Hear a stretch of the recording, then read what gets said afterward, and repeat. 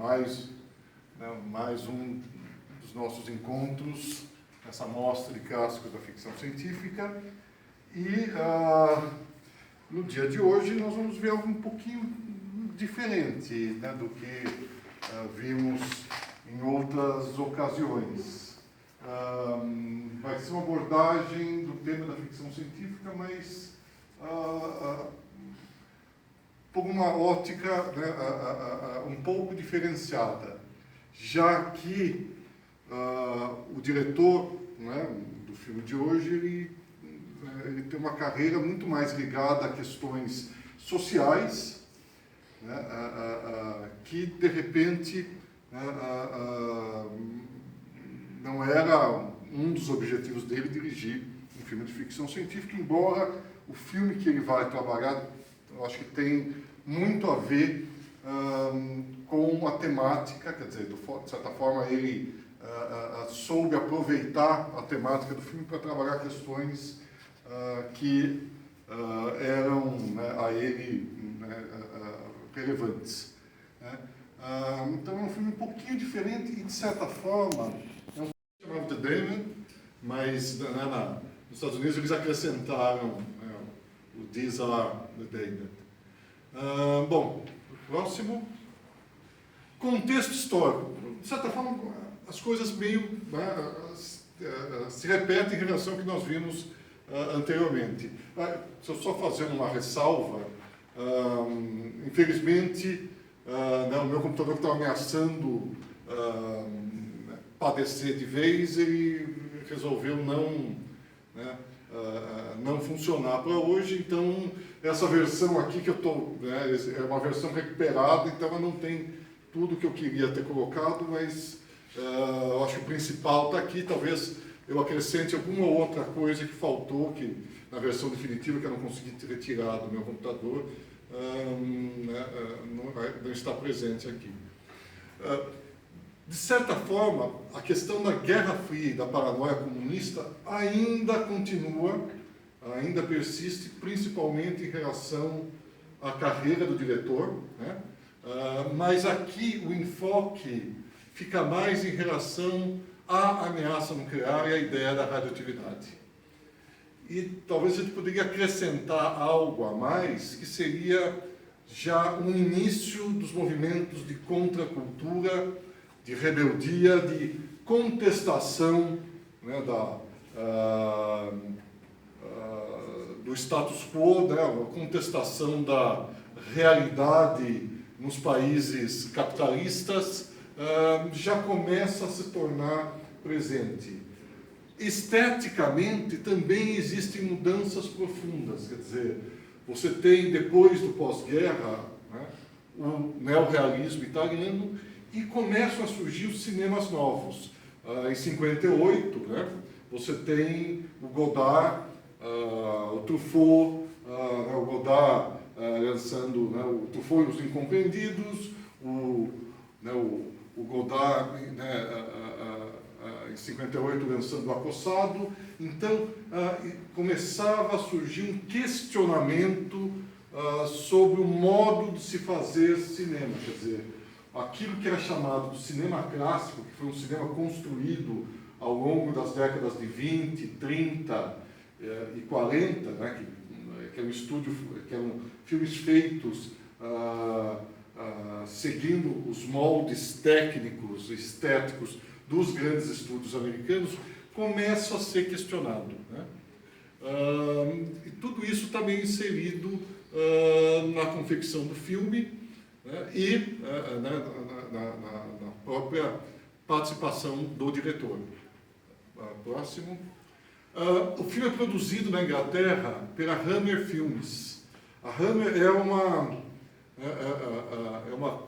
foi uma companhia, né, um estúdio inglês que se especializou e ficou famoso por fazer filmes de terror e de ficção, né, filmes relativamente baratos, mas que se tornaram clássicos, quer dizer, os filmes com Christopher Lee, do Drácula, ou, né, com o Peter Cushing, a série da Múmia. Então, uma série de filmes foram foram feitos por essa companhia que já não dá para comparar com os grandes estúdios americanos, e ela ainda era uma companhia dedicada a um certo nicho, quer dizer, então ela produz filmes Bs, e é uma companhia inglesa com menos recursos comparado com os estúdios americanos, que produz filmes Bs também. Mas apesar disso, não se ressente dessa falta de capital nesse filme em particular, porque de certa forma ele incorpora alguma das novas possibilidades estéticas que os novos cinemas, a Nouvelle Vague, começam a apresentar.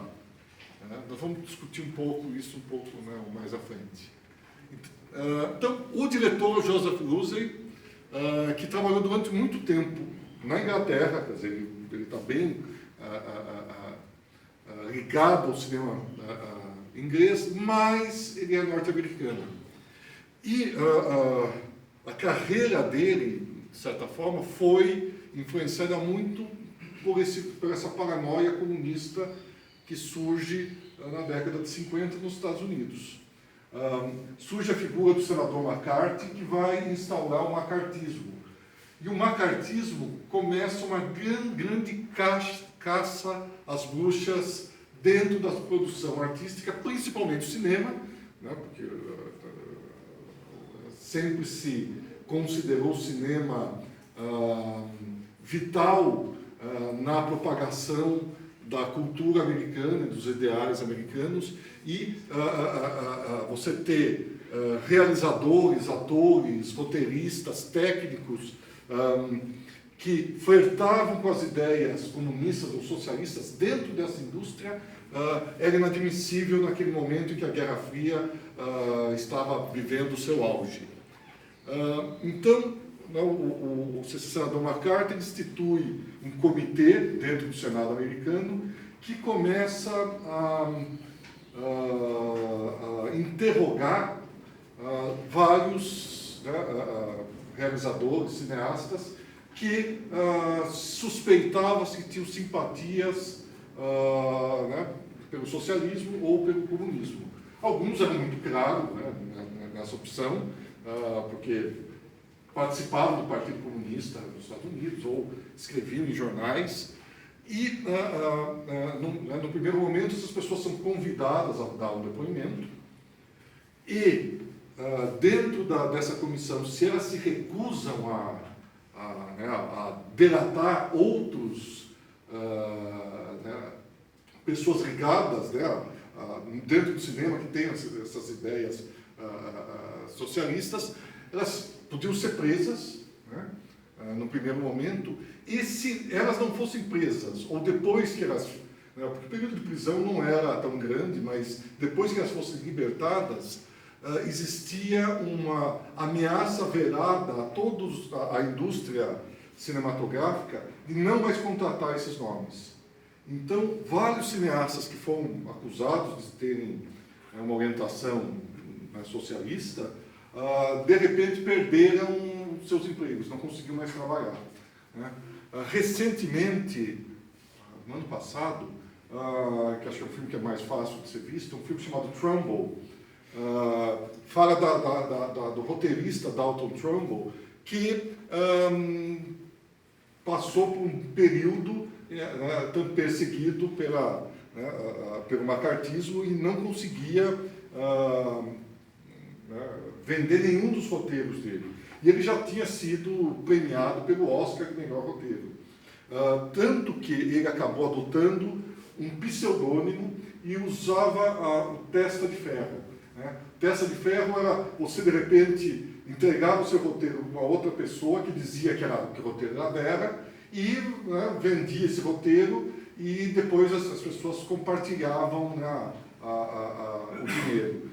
Tem um filme famoso com o Woody Allen, menos famoso porque é um filme estrelado pelo Woody Allen, chamado Testa de Ferro, por acaso, do Martin Ritt, que ele conta a história de um... Né, o Woody Allen faz a história de um zelador que, de repente,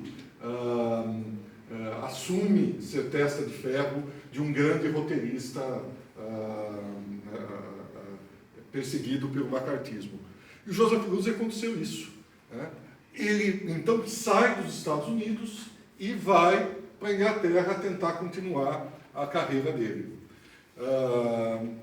O filme... Né, então, inicialmente ele não queria fazer um filme para a Hammer, porque a Hammer é um tipo de cinema que não era aquele cinema que ele queria, né, que ele gostaria ou desejaria de trabalhar. Porque o objetivo da Hammer era, evidentemente, comercial. Quer dizer, eles lançavam filmes baratos, com um público cativo, né, filmes de gênero, de terror, e o filme foi lançado em uma sessão dupla. Quer dizer, pague um, né, e assista dois. Ele começa a filmar em 61, no sul da Inglaterra, e tem problemas com a censura. Nós vamos ver, num determinado momento, né, existe um espancamento, e ele, o Joseph Russell, lutou muito para não reeditar, né, para não reeditar, tirar uma determinada essa cena do espancamento, e a censura brigou e ele acaba tendo que, para lançar o filme, ceder, e o filme tem uma série de cortes. A versão que nós vamos ver hoje é uma versão original, é a versão do diretor, mas no lançamento ele perdeu uns 10 minutos. A contragosto do diretor, a Hammer reeditou o filme para ter 87 minutos, e quando ele foi exibido nos Estados Unidos, em 65, quer dizer, o filme foi lançado na Inglaterra em 63, né, nos Estados Unidos ele foi lançado em 65, eles perdem mais 10 minutos ainda, né, então chega a ter 77 minutos. Então, logo depois, né, o Joseph Russell conseguiu seguir uma carreira, né, na Inglaterra rica, né, e ganhou Palma de Ouro. Quer dizer, depois ele... tanto que muita gente até, como ele trabalhou muito tempo na Inglaterra, até que considera ele um cineasta inglês, mas na realidade ele nasceu nos Estados Unidos. Bom, sobre o que trata o filme? O filme conta a história de um turista americano que vai para Dorset, uma região ali da Inglaterra, e é seduzido por uma bela moça, a Joan, que na realidade é um golpe, porque ela tem um irmão, o King, que tem um grupo de uma gangue de motoqueiros que assalta turistas, né, que caem na sedução da Joan, da irmã do King. Então tem esse núcleo. Existe um outro núcleo que é um cientista, um burocrata, um pesquisador, alguém ligado é um pouco misterioso no início. Esse que é o Bernard, que se relaciona com um artista chamado Freya. Algumas curiosidades, eu acho que algumas coisas para vocês prestarem atenção. Esse núcleo aqui, da artista, do cientista, eles vão lidar primordialmente com a questão da radioatividade. Vocês vão ver as obras da artista, tem muito a ver com as figuras carbonizadas né, que foram encontradas em Hiroshima depois da explosão da bomba atômica. E o Bernard, o cientista, vai lidar com um projeto secreto com uma questão relacionada, vou tentar não adiantar muito, né, não dar um spoiler, relacionada com a questão da radioatividade. Então, a radioatividade está presente nesse núcleo, mas também a questão da contestação e da contracultura está presente, né, no outro núcleo aqui da gangue de motoqueiros. A partir da década né, final da década de 50 e década de 60, a figura do herói vai ser questionada. E, particularmente, uma figura que acaba sendo alçada, né, ao grau né, de um certo heroísmo, é a figura do marginal. É a figura do meliante, do pequeno bandido, que é a pessoa que contesta a ordem corrente. Né? Ele é o sujeito que está à margem da sociedade. Então, os marginalizados, de certa forma, correspondem a uma esperança de transformação, porque eles não estão ligados a uma estrutura dominante que é opressora e que tenta manter uma certa ordem que deve ser combatida. O primeiro filme, né, que foi exibido, né, o Logan's Run, Fuga do Século XXIII, tem também um pouco disso. Né? É um casal que começa a questionar a estrutura de uma sociedade utópica e vê que, na realidade, aquela sociedade tem uma série de problemas e elas têm que sair dessa bolha, né, sair dos limites dessa sociedade que foi construída em torno de um domo. Aqui, eles vão se deparar com uma bolha, né, esses personagens. Separando, né, dois dos atores, acho que têm carreiras que se encontram em inclinações bem distintas. O protagonista é o MacDonald Carey, certamente hoje a gente lembra pouco dele. Talvez o papel mais significativo antes desse filme, ele faz um dos detetives no filme do Hitchcock, A Sombra de uma Dúvida. Né? Aqui ele já está bem mais velho, ele era considerado um rei dos filmes B. Ele era um ator que fazia muitos filmes B. Né? Então aqui a carreira dele já está um declínio e ele vai acabar trabalhando a partir de 65 numa novela americana, numa soap opera americana. E novela americana é um universo totalmente diferente do que nós estamos acostumados. Só para vocês terem uma ideia, essa novela, que começou em 1965, continua sendo exibida até hoje. Então, Day of Our Lives é o nome da novela. Ela é exibida desde 65 até hoje, então, acho que em 2010, eles comemoraram o décimo, o episódio número 10.000, quer dizer, então, começou com meia hora, depois 1 hora, o elenco já foi mudando, a narração atual da novela é na voz dele, em homenagem, porque já morreu, quer dizer, mas a novela continua. Então, literalmente, a novela, no caso, é mais velha do que eu, quer dizer, então, 65, eu sou de 69, então... E, nessa época, um ator ir para a televisão é um sinal meio de decadência, porque, ao contrário de hoje, que a televisão, de certa forma, é valorizada, naquele momento, você ir, um ator de cinema ir para a televisão é um sinal de um enfraquecimento da carreira. Então, ele é o personagem principal, interpreta o americano. E, do outro lado, nós temos um dos primeiros papéis do Oliver Reed, né, esse ator britânico. O último filme dele foi O Gladiador, né, ele faz o papel do dono da academia, onde o gladiador acaba... pode crer! Né? Uhum. Na minha outra versão tinha um número de planos, principalmente na sequência inicial, eu achei bem marcante. Porque tem muito a ver com a questão desse novo cinema que estava sendo apregoado na Europa, que depois vai desembocar no cinema independente americano, aqui na França, no Nouvelle Vague, o New Cinema na Inglaterra, o cinema novo aqui no Brasil. E aí tem alguns detalhes para perceber, né, a maneira como os filmes são editados. Existe uma ruptura em relação ao que era feito anteriormente. Volto um pouquinho. Perdão. Isso, perdão. Opa.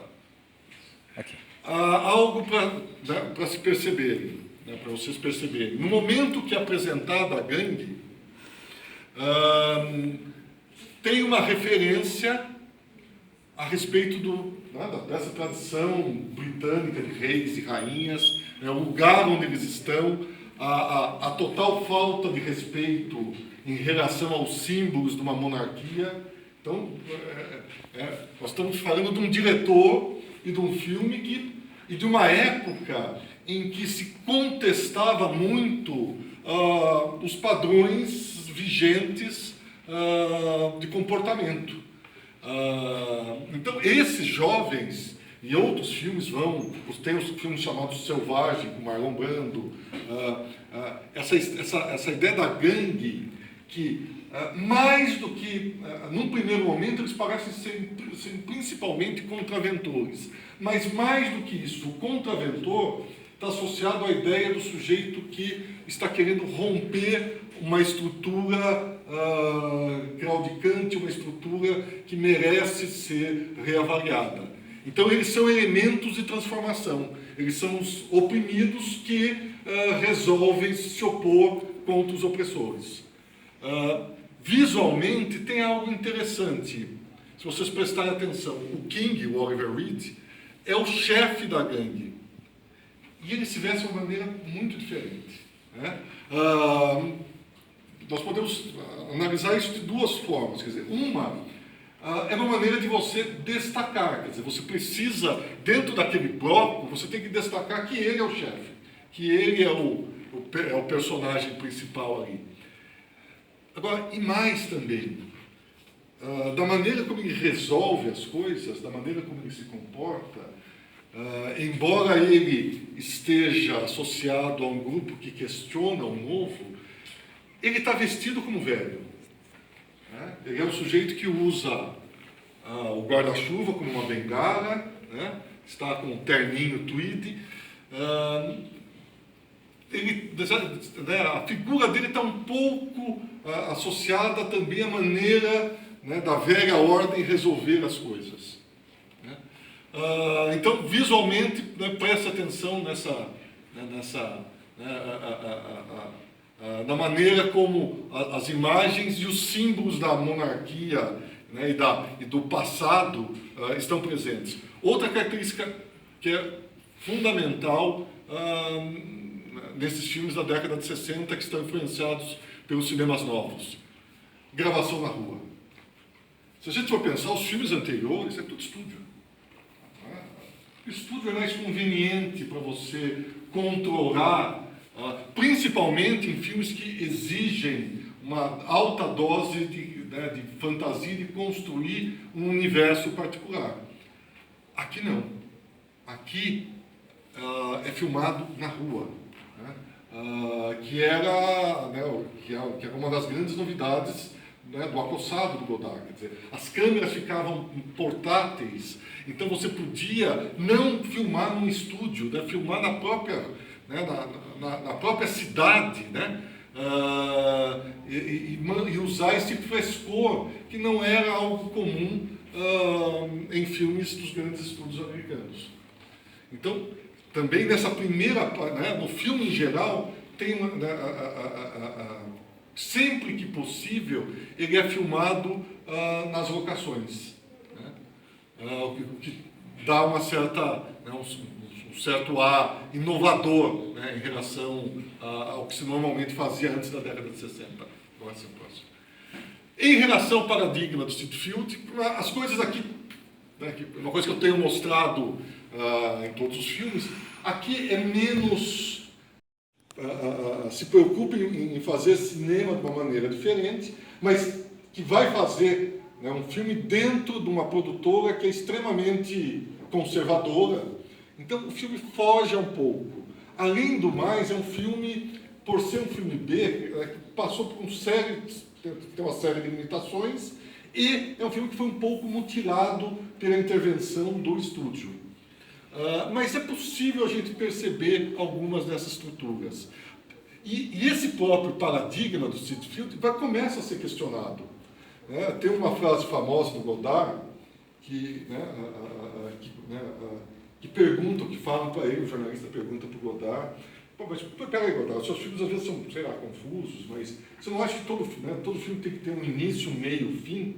Aí o Godard responde: não, todo filme tem que ter um início, um meio e um fim, não necessariamente nessa ordem. Então, essa ideia da década de 60 de você questionar, né, a forma como os procedimentos artísticos e estéticos eram realizados, está um pouco ali presente nesse filme, embora certamente ele teve que se adequar ao estilo de produção da Hammer, que não queria saber de fazer filmes moderninhos. Mas é um dos filmes talvez mais modernos da produção da Hammer. Então, o que é o paradigma? Você tem a apresentação, né, do primeiro ato, aproximadamente um quarto do filme, onde você apresenta o drama e apresenta as personagens envolvidas na história. Então, nós vamos ver a gangue, o King, o chefe da gangue, a irmã dele, o turista americano, a artista, e o cientista, que é o chefe do projeto, um projeto secreto. E quando chega um pouquinho ali de um quarto do filme, aparecem as crianças. Então você já tem o chamado ponto de virada 1. Quer dizer, a história que parecia estar relacionada diretamente com as gangues muda de figura, porque agora as gangues não é uma coisa mais importante. O importante são aquelas crianças. Né? Mas as coisas ainda não estão juntas. Bom, aí você entra no segundo ato, que é a confrontação, que é um desenvolvimento, e que você tem o primeiro gancho, mais ou menos, né, sei lá, uns 36 minutos, mais ou menos, em que o casal, né, o turista americano e a moça, fugindo da gangue, vão se esconder num lugar que é próximo da instalação militar onde aquelas crianças estão, né, que é a grande questão do filme. Então, aquelas duas histórias começam a se juntar. No ponto central, né, que é bem mais ou menos no meio do filme, as duas histórias decididamente se encontram. O casal encontra as crianças. Mas existe um segundo gancho, que vocês vão prestar atenção, que tem uma subjetiva bem interessante no dormitório das crianças. Né? A ideia do gancho é sempre criar uma pergunta: o que diabos aconteceu? No caso aí do primeiro gancho, né, do casal, o casal sofre uma queda num abismo, você não sabe direito o que aconteceu. Então existe um suspense que vai ser revelado. Nesse segundo gancho, existe também um suspense em relação ao que vai acontecer com as crianças, né, dentro daquela situação de suspense que é apresentada. E, por fim, nós chegamos na resolução, na fuga, num quarto final do filme, onde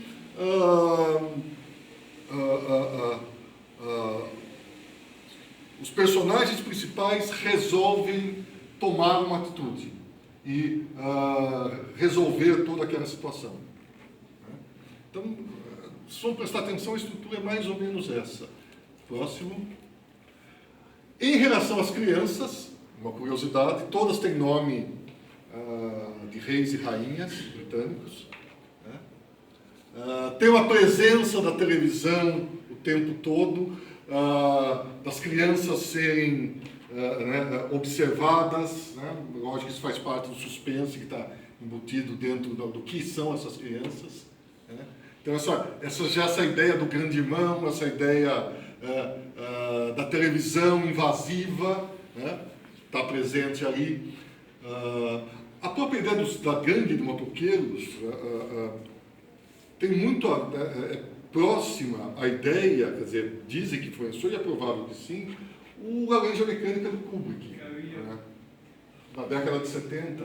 Mas, por exemplo, eu acho que às vezes o artista, porque o livro Laranja Mecânica é de 62, eles começam a filmar em 61.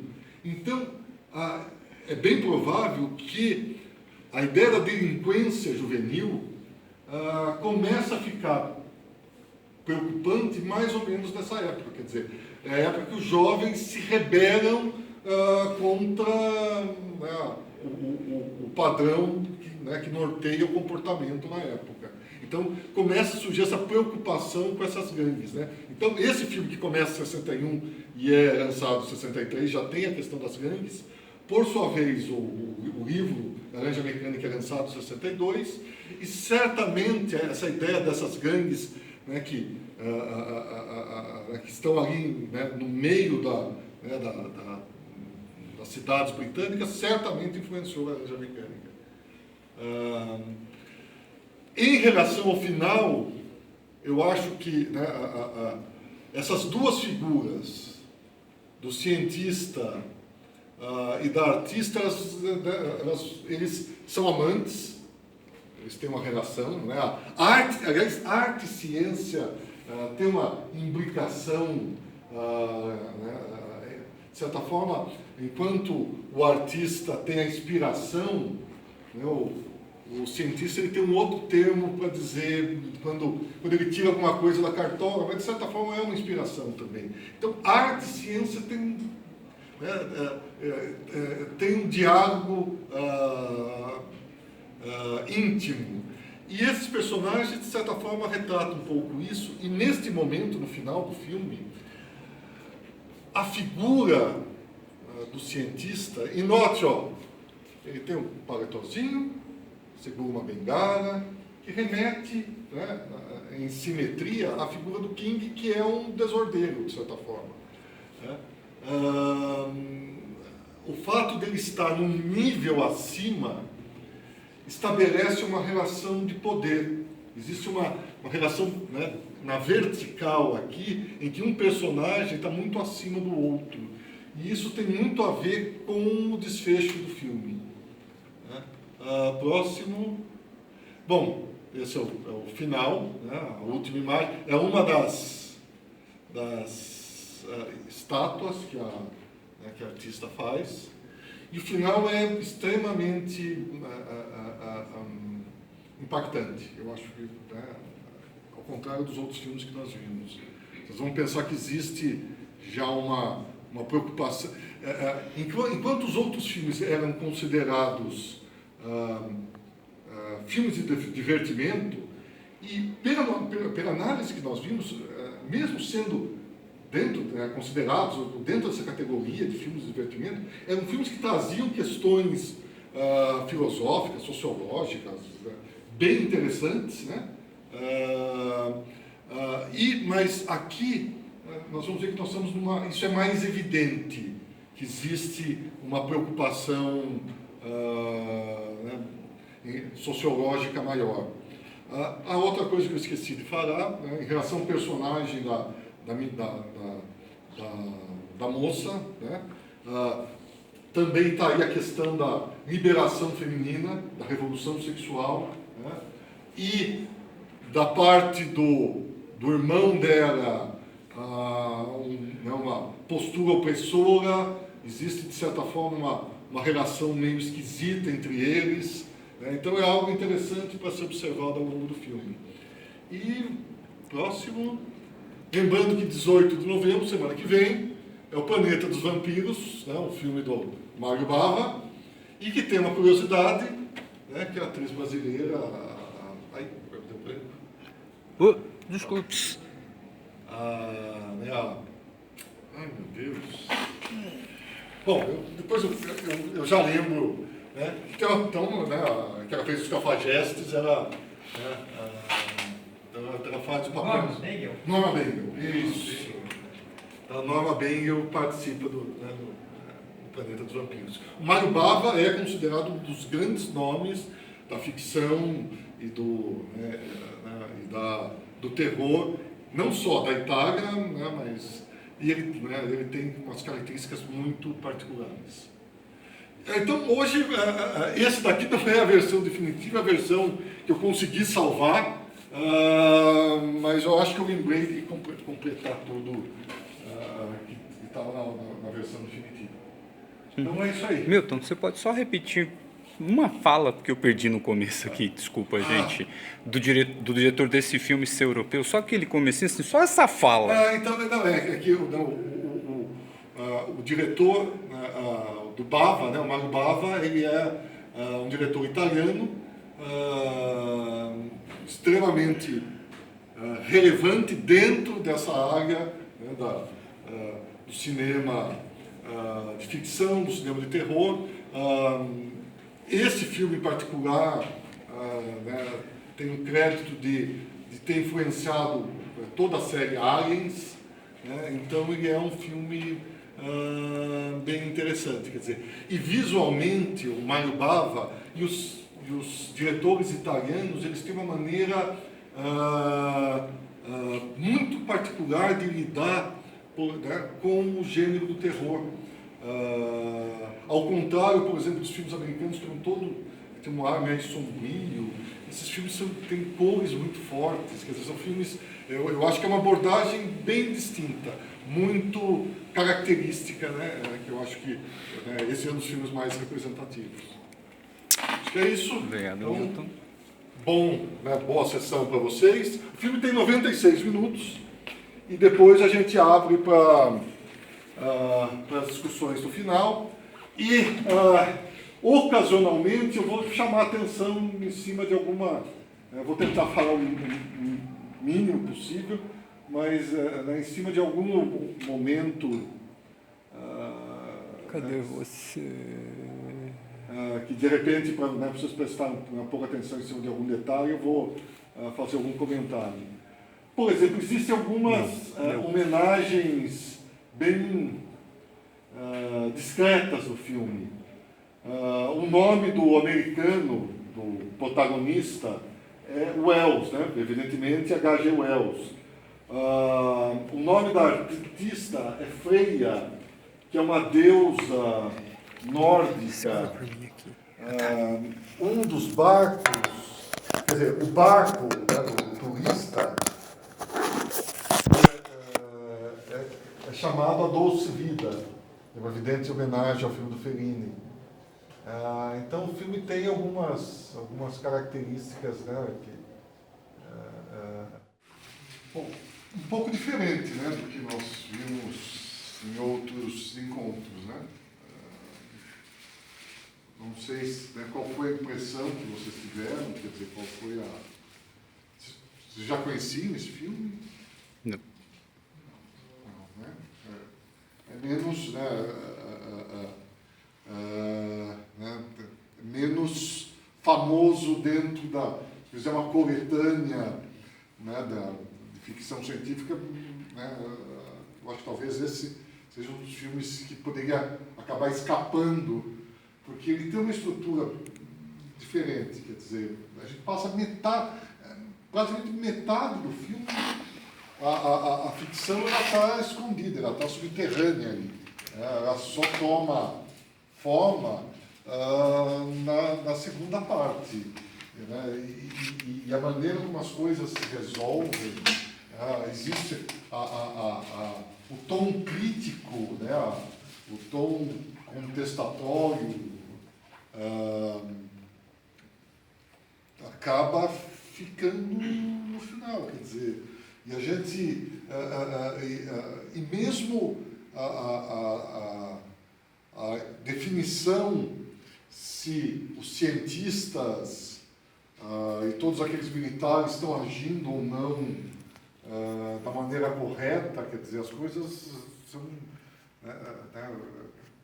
muito, né, de certa forma as crianças nasceram, quer dizer, é um erro da própria humanidade em função do uso incorreto da tecnologia, né? Elas não foram criadas em laboratório, quer dizer, elas foram mantidas isoladas, porque realmente elas não podem, né, quem está em contato com elas está condenado, né? Então, e o final é super perturbador, né? Gente, super perturbador é pouco terminar com as crianças. Socorro, que ecoa. Eu acho que, de certa forma, o texto, que até é citado no catálogo, se vocês tiverem oportunidade, né, de ler, quando o catálogo fala aqui sobre os malditos, ele cita uma fala da personagem da Freya, que, de certa forma, talvez dê uma chave de interpretação para a gente pensar na estrutura do filme, né? Que ela diz...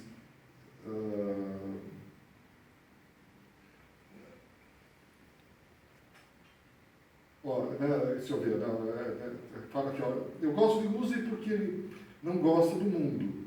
E isso já é um bom começo. Uzi tinha motivos de sobra para não gostar do mundo, mas ele não gostava do mundo que o circundava, cruel e ameaçador. O mundo prestes a vivenciar uma catástrofe nuclear. A Freya, deixa eu ver se eu acho,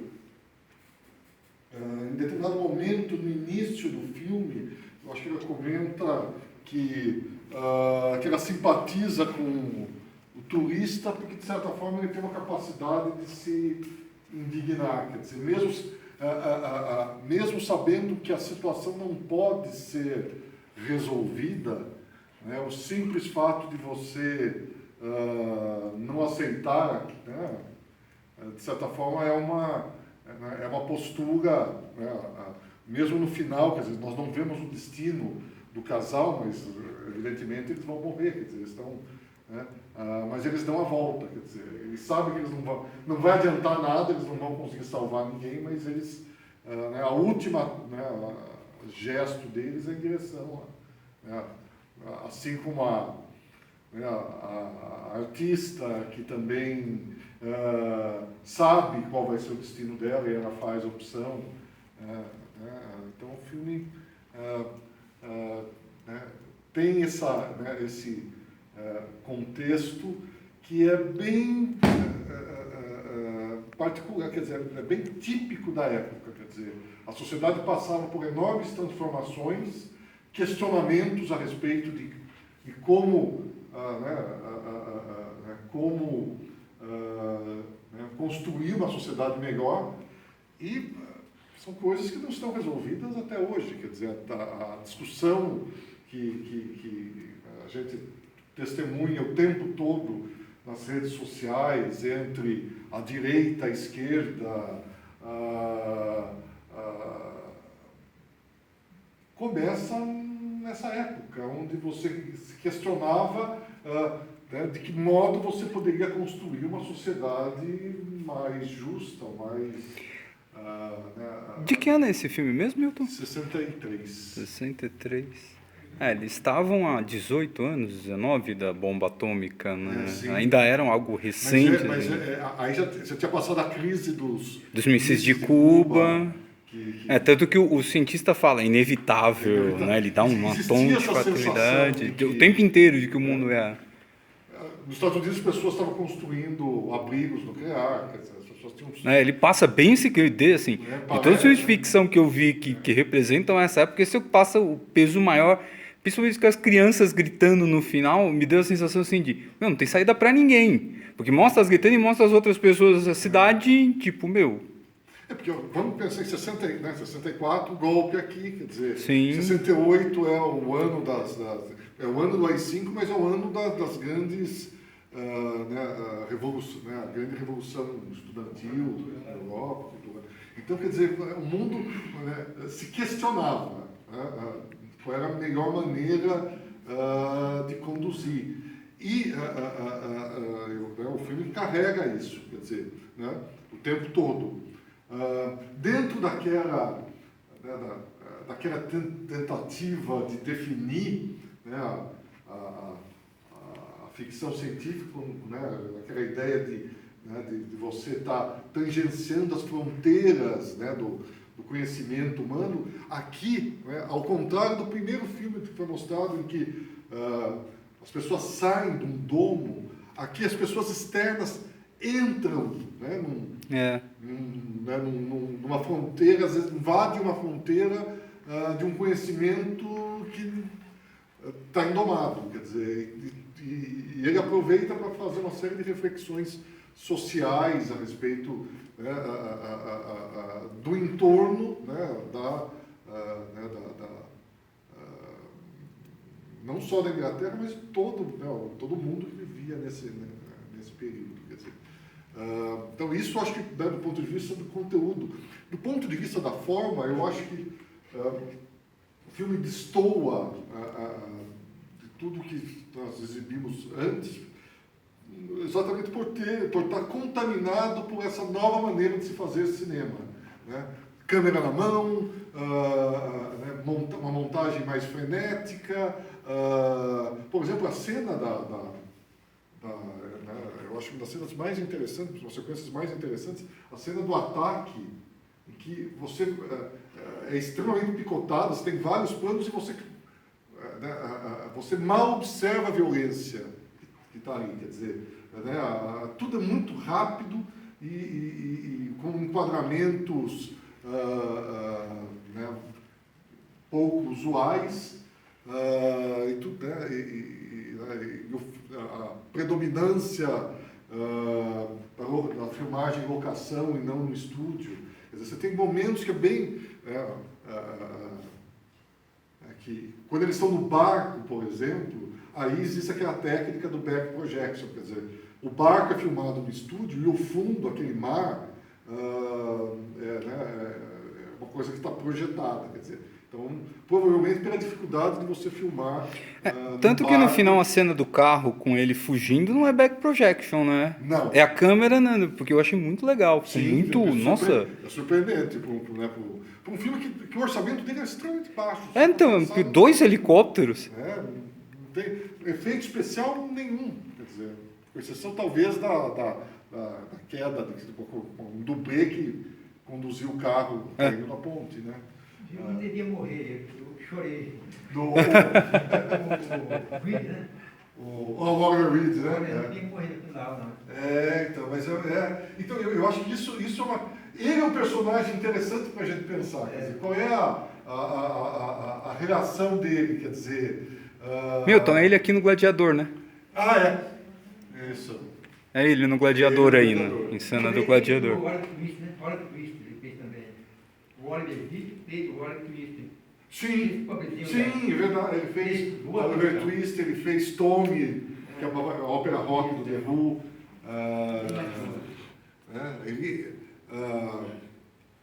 Duas Inglesas e o Amor. Ele vai trabalhar com vários, né, cineastas desse novo cinema inglês, quer dizer, ele tem uma carreira... E vai fazer outros filmes da Hammer também, vai fazer um de lobisomem. Então, mas o personagem dele, eu acho que é uma coisa para pensar, quer dizer, qual é o encaixe dele ali. Ele é um revoltado, tem a questão dele com a irmã, às vezes ele é opressor, às vezes ele são dois órfãos, como os garotos, quer dizer, tem a relação dele com um menino, que de certa forma se identifica. Diz que o menino ser tóxico, Quer dizer, às vezes ele parece... Ele também é. Quer dizer, de certa forma, tem uma... a impressão que dá é que é um filme que poderia ser muito maior do que ele... que tenha mais coisas para serem trabalhadas do que ele... mas a limitação, né, de ser um estúdio modesto... Ele passou nos Estados Unidos, que ano? 65. Quer dizer, 4 anos depois. Quer dizer, ele foi terminado em 62, mas começou em 61, terminou em 62, demorou para ser liberado, porque depois, quando terminava, a Hammer não achou que valia a pena liberar o filme, porque achou que o filme era muito... não tinha o perfil, né? É um filme diferente nisso, né? Mas foi lançado em 63 com sessão dupla, quer dizer, tipo filme matinê, quer dizer. A própria opção pelo preto e branco, né? a opção pelo preto e branco, né? Também, quer dizer, você já Que é uma tem- outra opção estética, porque assim, Sim. tem filme colorido desde muito tempo já, né? O filme de 53 que nós vimos, o último, era extremamente colorido, era Technicolor, Isso, as cores todas meio berrantes. Tem essa opção, né, eu acho que principalmente, talvez, né, eu não tenho tantas informações a respeito né, do qual foi a relação do Lusen em relação... O que deveria ser o filme sem ele, quer dizer, mas provavelmente essas opções devem ter sido porque, né, em função dele, porque ele é um cineasta que tem uma carreira que a gente pode identificar algo diferente, quer dizer, né, ele tem uma... né, ele vai seguir essa trilha desse cinema mais... não necessariamente experimental, mas quer dizer, que rompe com as tradições do cinema clássico. É uma ficção científica conspiracionista, né? É diferente, né? Tem essa ideia de que, né, tem algo por trás, tem algo, né, a questão do Estado, né, a questão do... talvez, para a gente entender o posicionamento do diretor, nesse caso, a personagem da Freya, a personagem da atriz, o que ela fala, né, a impressão que dá é que é o interlocutor do diretor em relação ao público. Contraponto ético, né? Contraponto ego. Eu acho que é isso. É um alter ego, é um contraponto né, ético, quer dizer, é o que ela fala. Ao contrário, por exemplo, a gente pega o filme anterior, né, do Planeta Proibido, que tem coisas muito interessantes, mas a carreira do diretor em si não chama nenhuma atenção, né, o diretor que dirigiu. É um filme muito mais, né, da indústria americana né, que produz conteúdo, e esse percebe que tem um tom mais pessoal, quer dizer, mesmo sendo produzido dentro de uma escala pequena e extremamente controlada, né? Porque o objetivo da Hammer não era fazer grandes filmes para se pensar, não. O objetivo da Hammer era fazer filme de terror porque existia um público para isso que consumia. E os filmes da Hammer são extremamente interessantes, né? Toda a série do Drácula, com Christopher Lee, quer dizer, de certa forma, durante muito tempo, porque hoje né, você tem outras referências, mas a imagem do Drácula começa com o Bela Lugosi, quer dizer, e depois é o Christopher Lee, né? São os dois, né, que é um parâmetro definidor, imagético.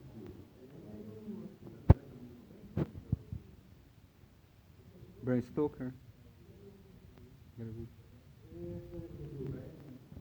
Mas aí, né, é que cada geração vai essa se mantém, né? Quer dizer, as gerações vão adquirindo novos, né, mas continua. Mas a do Christopher Lee, não dá para você ver.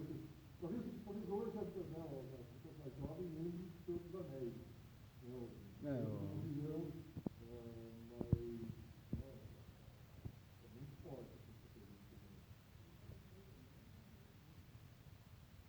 O ano passado, acho. O ano passado, Também ele fez também o... Conde Dooku na trilogia do Guerra nas Estrelas, o primeiro.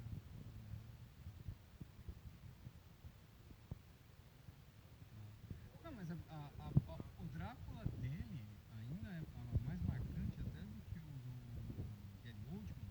Você pode pegar a própria representação imagética em charge.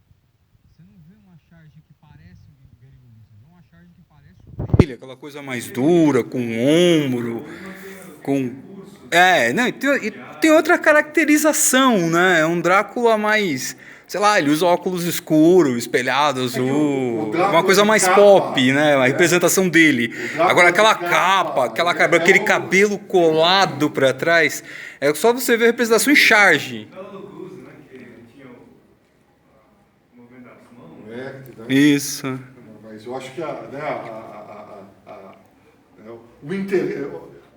pena é que a história das crianças, quando começa a ficar interessante, eu acho que o filme é curto, quer dizer, a impressão que eu tenho é que poderia, a história quando começa a ficar... Porque a impressão que dá é que talvez no livro tivessem outras coisas, por exemplo, algo que fica pouco explicado, mas eles constroem ali, na caverna, com fotos, por exemplo, uma busca de paternidade, né?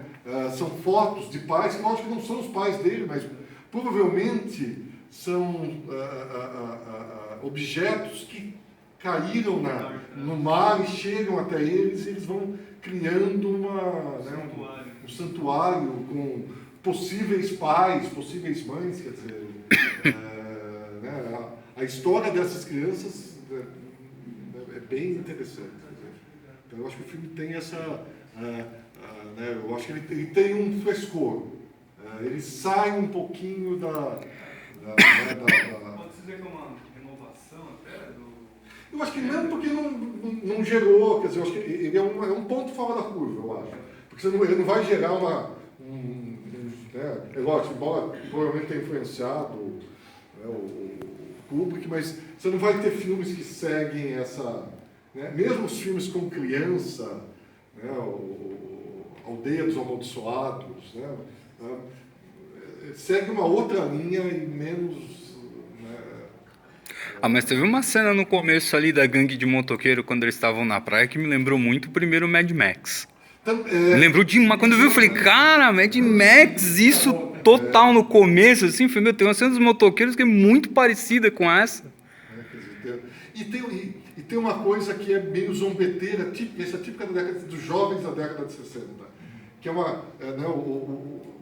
eles são zombeteiros daquela ordem. Então, quando eles fazem uma mímica dos militares, e aí eles passam por um policial, é uma zombaria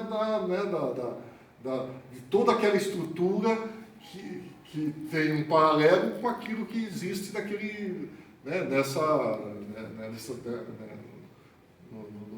dentro da estrutura militar ali. Todos eles marchando, eles estão indo. Que acontece direto no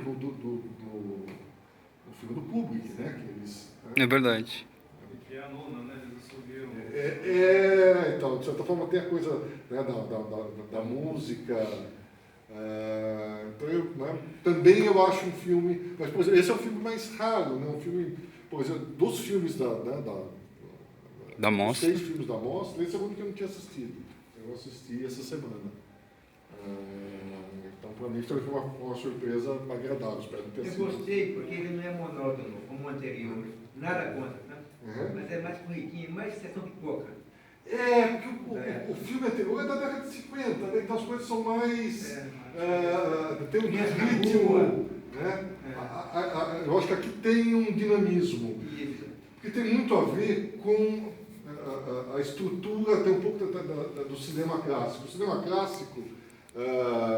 por exemplo, se você vai mostrar alguém indo para um prédio, então, às vezes você mostra o plano do sujeito saindo do carro, corta, aí o sujeito entrando no elevador, corta o sujeito abrindo a porta, aí o sujeito entrando no prédio.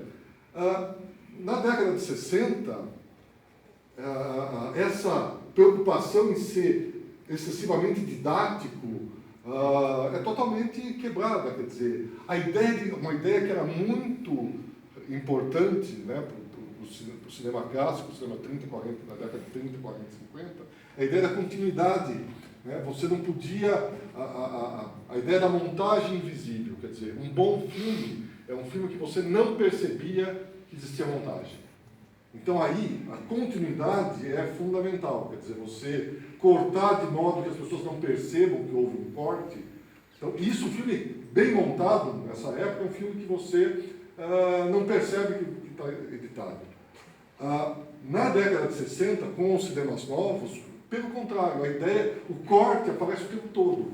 Nos filmes de Godard, você vê as pessoas conversando e corta no meio da conversa. Então o sujeito está aqui olhando para cá, de repente corta, já está olhando para o outro lado.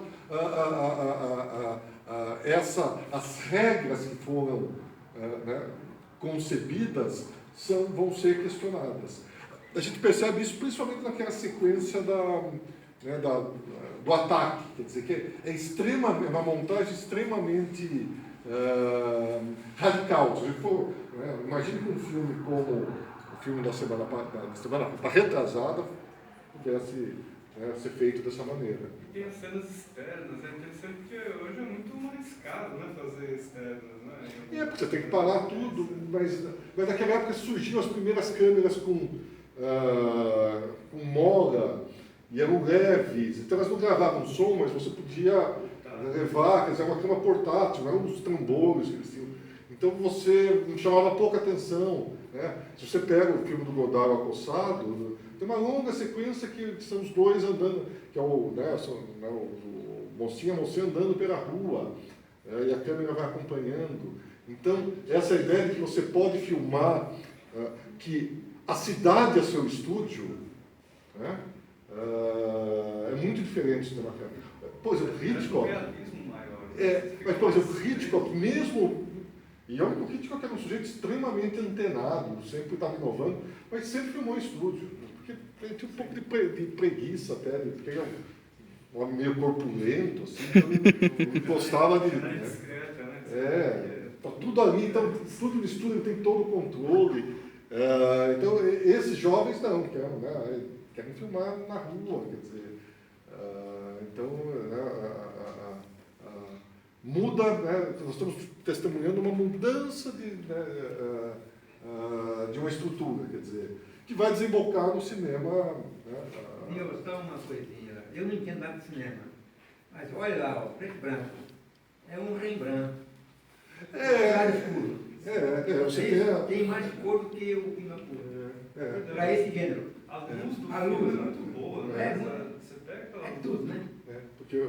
Porque em muitos filmes, por exemplo, os filmes Bs americanos, o preto e branco, quer dizer, o claro e escuro nascia de uma limitação financeira e que se fez um recurso estético pela competência, quer dizer, as pessoas tinham que trabalhar com pouca... Porque o cenário era ruim e eles tinham pouca iluminação. Então era tudo meio claro e escuro, mas criou-se uma maneira...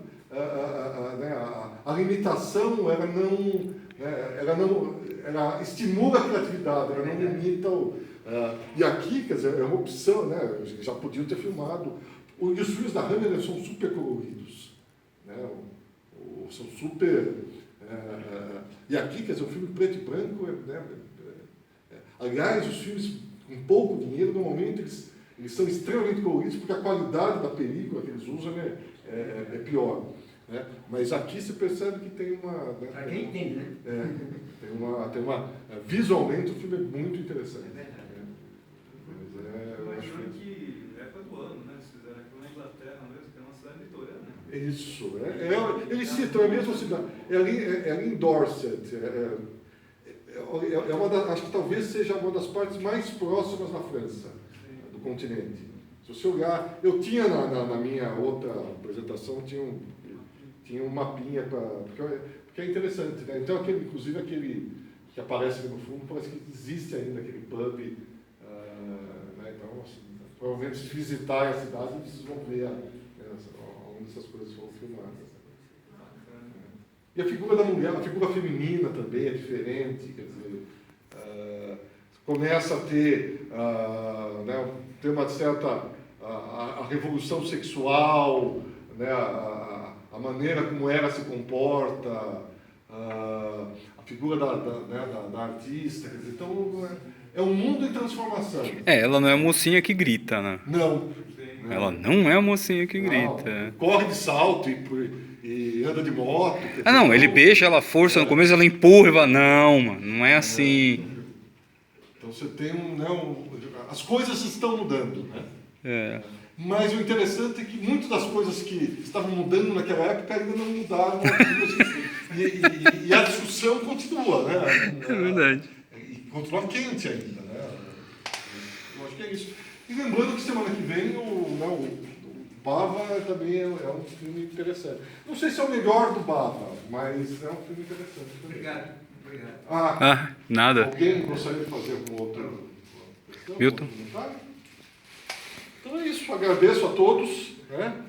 E semana que vem é o Planeta dos Vampiros com a Norma Bengel, belíssima, né? Obrigado, gente. Valeu. Até. Boa noite, obrigado.